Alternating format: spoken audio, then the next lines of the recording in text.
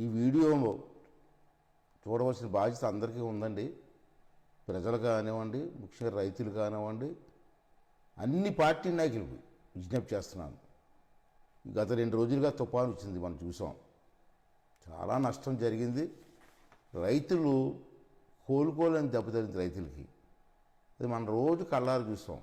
మొన్నే దీని ముందు మరి రాష్ట్రంలో విపరీతమైన కరువు వచ్చింది.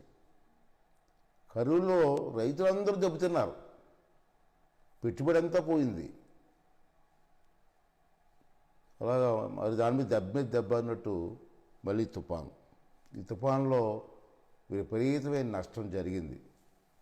మరి ఇటువంటి నష్టం జరుగుతున్నప్పుడు ముఖ్యమంత్రి గారి ప్యాలెస్లోనో ఆఫీసులో కూర్చోవడం కాదండి, మీరు స్వయంగా ఆ ప్రాంతానికి వెళ్ళి అక్కడ జరిగిన నష్టాన్ని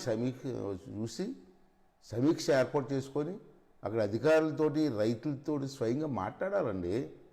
మీరు ఎక్కడో పైనుంచి హెలికాప్టర్లోనో లేకపోతే ప్యాలెస్లోనో కూర్చొని చూస్తానికి కుదరదు. స్వయంగా వెళ్తేనే మీకు నష్టం గురించి తెలుస్తుంది. అంటే జయించి మీరు వెళ్ళండి, వెళ్ళి అక్కడ రైతులతో మాట్లాడి జరిగిన నష్టాన్ని అంచనా వేసి ప్రభుత్వం దీని మీద చర్యలు తీసుకోవాల్సిన అవసరం ఎంతైనా ఉంది. రైతులు దెబ్బ మీద దెబ్బ, మొన్నటి వరకు కరువు, ఈరోజే తుఫాను. కరువులో పంట పోయింది, ఏదో మిగిలినటువంటి 30% 20% పంట ఉంటే అది తుఫాన్లు దెబ్బతిన్నది. ఇవన్నీ కూడా సమీక్ష చేసి మీరు కాపాడతారని చెప్పి మేము ఆశిస్తూ మరి ఇవాళ మేము ఈ వీడియో చేసి పంపిస్తున్నామండి. దయచేసి మీరు తప్పనిసరిగా పాటిస్తారని, అంతేకాకుండా రైతుకి విపరీతమైన నష్టం జరిగితే మనం టీవీలో చూస్తున్నాం, ప్రత్యక్షంగా చూస్తున్నాం. ఉండడానికి ఇల్లులు పోయాయి, షెల్టర్ లేకుండా ఇవాళ ఉన్నారు. తినడానికి ఆహారం లేదు, తాగడానికి మంచినీళ్ళు కూడా లేవు.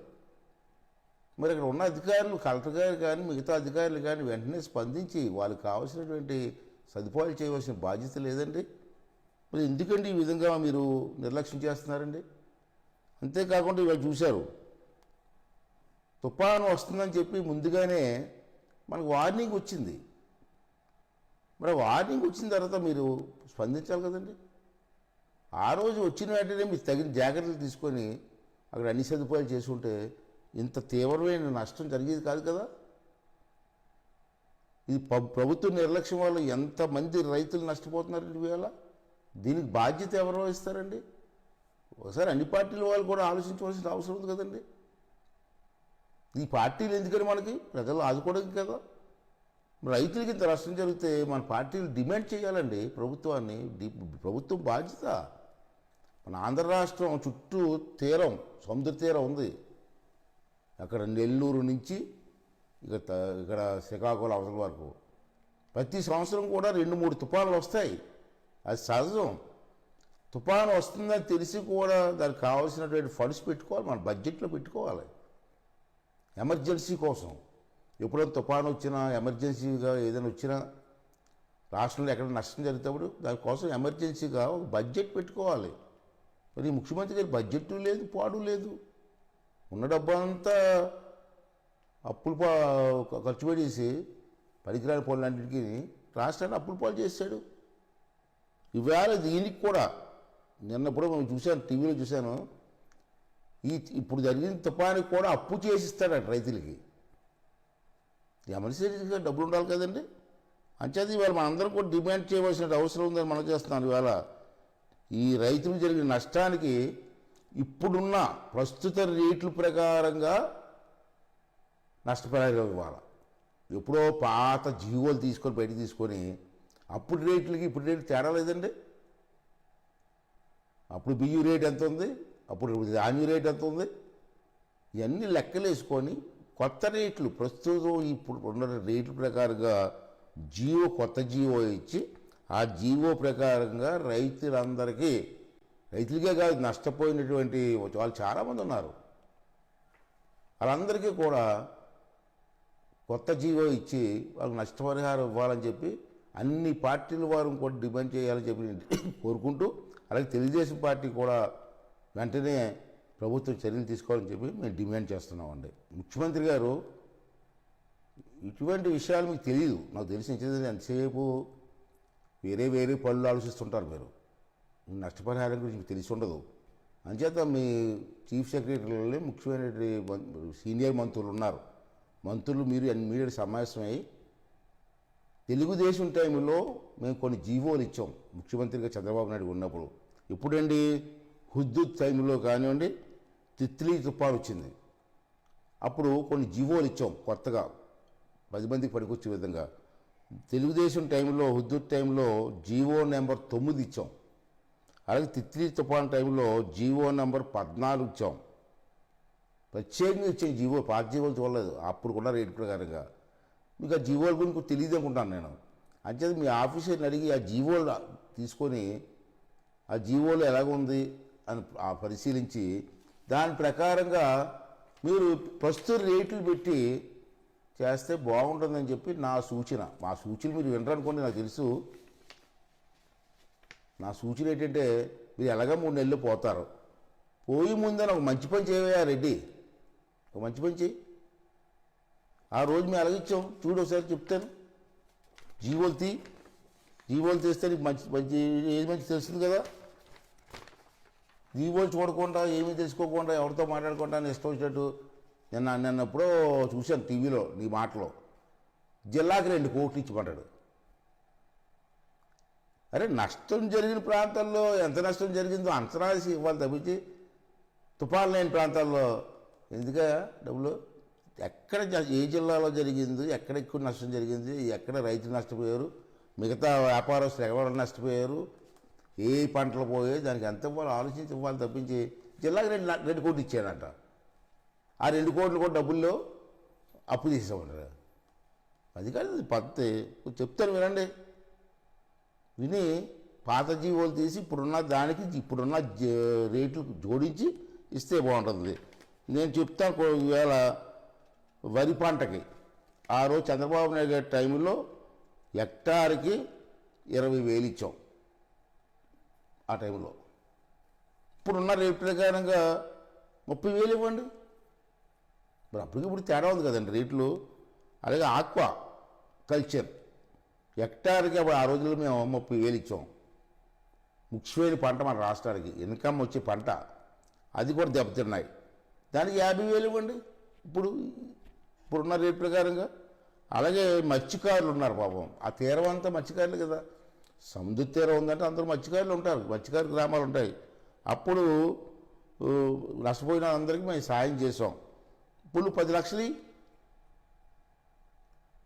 ఇంత నష్టం జరిగింది కదా, వాళ్ళందరికీ కూలి లేదు కదా, తుఫాను పోయే వరకు వేటకెళ్ళరు, తిండి లేదు. 10 లక్షలు ఇల్లు కోల్పోయిన వాళ్ళకి ఆ రోజు 4 లక్షలతో ఇల్లు కట్టాం. ఇప్పుడు నువ్వు 1 లక్ష రూపాయలు ఇచ్చి ఒక ఇల్లు కట్టించు ఇల్లు పోయిన వాళ్ళకి. బోల్డ్ ఇల్లు కట్టేస్తూ ఉన్నావు కదా, కట్టించాలి. ఒక ఇల్లు ఇచ్చి 1 లక్ష రూపాయలు ఇయ్యి, పేరు ఉంటుంది. అలాగే దెబ్బతిన్న ఇంటికి ఆ రోజు 10,000 ఇచ్చాం మేము. ఇప్పుడు 20,000 రేట్లు మీద సిమెంట్ రేట్ మీ భారతీయ సిమెంట్ రేట్ కూడా పెంచుతావు కదా, ఇసుక దొరకట్లేదు కదా, అంతే 20,000 ఇయ్యి. అలాగే పశువులు షెడ్లు పడిపోయాయి, ఆ రోజు పశువుల షెడ్ పడిపోతే 10,000 ఇచ్చాం. ఇప్పుడున్న రేటు ప్రకారం 20,000 ఇయ్యి. పూర్వం ధ్వంసమైన పశువుల షెడ్ ఉంటే 1 లక్ష రూపాయలు, 4 పశువులు ఉంటే 1,50,000 రూపాయలు, 6 పశువులు ఉంటే 1,80,000 రూపాయలు ఇచ్చాం మేము. అలాగే ఇప్పుడు ఉన్న రేటు ప్రకారంగా 2 పశువులు ఉంటే 1 లక్ష రూపాయలు, 4 పశువులు ఉంటే 2 లక్షల రూపాయలు, 6 పశువులు ఉంటే 3 లక్షల రూపాయలు ఇయ్యి. రైతులు సంతోషపడతారు, నష్టాన్ని కొంచెం మర్చిపోతారు. వాళ్ళు నష్టం తీరదు, అది ఇచ్చినా కొంచెం సంతోషపడతారు. అంతేకాకుండా పత్తి, ఆ ప్రాంతంలో పత్తి రైతులు ఉంటారు, వాళ్ళు కూడా దెబ్బతిన్నారు. ఆ రోజు హెక్టార్ 15,000 ఇచ్చాం. ఇప్పుడున్న రేటు 25,000 రూపాయలు ఇయ్యి. అలాగే పడవలు, మత్స్యకారులు పడవలు ఉంటాయి, అవి దెబ్బతింటే ఆ రోజుల్లో మేము 1 లక్ష రూపాయలు ఇచ్చాం జీవో ప్రకారంగా. ఇప్పుడు ఉన్న రేటు ప్రకారం 2 లక్షలు రూపాయలు. అదేవిధంగా పూర్తిగా దెబ్బతిన్న పడవలకి ఆ రోజుల్లో 6 లక్షలు ఇచ్చాం మేము. ఇప్పుడు ఈ శాతం ఇప్పుడున్న రేటు ప్రకారంగా అయితే 90% సబ్సిడీతో కొత్త పడవలు ఇవ్వండి. ఆ మత్స్యకారులు కొన్ని లక్షల మంది ఉన్నారు, అందుకే జీవనోపాధి జరుగుతుంది. అలాగే మత్స్యకారులు వలలు పోయేస్తాయి, కంపల్సరీ పోతాయి అయితే తుఫాన్లో. అప్పుడు మేము 10,000 రూపాయలు ఇచ్చాం అప్పుడున్న రేట్ల ప్రకారంగా. ఇప్పుడు 25,000 ఇవ్వండి, న్యాయంగా ఉంటుంది. అలాగే నూతన వలలు ఉన్నాయి, కొత్తవి పనికి రాకుండా పోతాయి చాలా ఈ వలలు అవన్నీ, మళ్ళీ కొత్తవి కొనగాల. అప్పుడు 50% సబ్సిడీతో మేము డబ్బులు ఇచ్చాం ఆ రోజుల్లో. ఇప్పుడు రేట్లు పెరిగాయి కదా, 75% సబ్సిడీ ఇచ్చి కొత్త వలలు కొలిసి వాళ్ళకి ఇవ్వండి, న్యాయం జరుగుతుంది. అలాగే నూతన పడవలు, కొన్ని పడవలు పనిచేయవు, ఇంకా డ్యామేజ్ అయిపోతాయి, దేనికి పనిచేయవు. అలాంటి వాటికి ఆ రోజుల్లో చంద్రబాబు గారి టైంలో 3 లక్షల రూపాయలు ఇచ్చాం. ఇప్పుడు మీరు 80% సబ్సిడీతో కొత్త ఇవ్వండి, దీనివల్ల అందరికీ ఉపయోగం జరుగుతుంది. అర్థమైందా రెడ్డి గారు? ఇంచేతండి, ఎందుకంటే నేను అడుగుతున్నాను, అనవసరంగా డబ్బు ఖర్చు పెడతాను. మీరు ఆడుకుందాం రా అని ఒక కార్యక్రమం పెట్టదు, దేనికి ఆడుకోవడం నాకు అర్థం అవ్వదు. రాష్ట్రం సుభిక్షంగా ఉందని ఆడుకుంటారా? దానికి 100 కోట్లు ఇచ్చావు, దేనికి పనికిరాదు ఆ స్కీము. ఆడుకుందారా అంటే ఈ కొత్త స్కీము. అలాగే విశాఖపట్నంలో రుషికొండ మీద 350-340 కోట్లు పెట్టి నీ నివాసం కోసం పెద్ద బంగ్లా కట్టుకున్నావు. నీవు నీ సతీమణి గారు ఉండడానికి అంత పెద్ద బంగ్లా 300 కోట్లు 40 కోట్లు ఖర్చు పెట్టి అంత పెట్టు కదా. మరి రైతులకి, ఇంత దెబ్బతిన్న రైతులకి ఇవ్వలేవా డబ్బులు? అసలు ఆలోచించమ్మా, ఆలోచించి సరైన నిర్ణయం తీసుకోండి. అలాగే మంత్రులు కూడా కోరుకుంటున్నాను, సీనియర్ మంత్రులు ఉన్నారు చాలామంది, చెప్పండి అయ్యా, ఇటువంటి టైంలో కూడా సహకారం చేయకపోతే ఇప్పుడు చేస్తారా మీరు? దయించి పెద్ద మనసుతో ఆలోచించి ఈ రైతుల్లో ఆదుకోమని చెప్తున్నాను. అలాగే ఈ వీడియో ద్వారానే మన రాష్ట్రంలో ఉన్నటువంటి తెలుగుదేశం, ఆ ప్రాంతాల్లో ఉన్న ఎక్కడైతే దెబ్బతిందో ఆ ప్రాంతాల్లో ఉన్నటువంటి తెలుగుదేశం కాబట్టి నాయకులు, కార్యకర్తలు, అభిమానులందరూ కూడా మీకు చేతనంత సహాయం చేసి ఆ దెబ్బతిన్న రైతుల్ని, దెబ్బతిన్నటువంటి వ్యక్తులందరినీ కూడా అన్ని వర్గాల వారిని కూడా ఆదుకోమని చెప్పి ఈ సందర్భంలో మీ అందరినీ పేరు పేరున కోరుకుంటున్నానండి.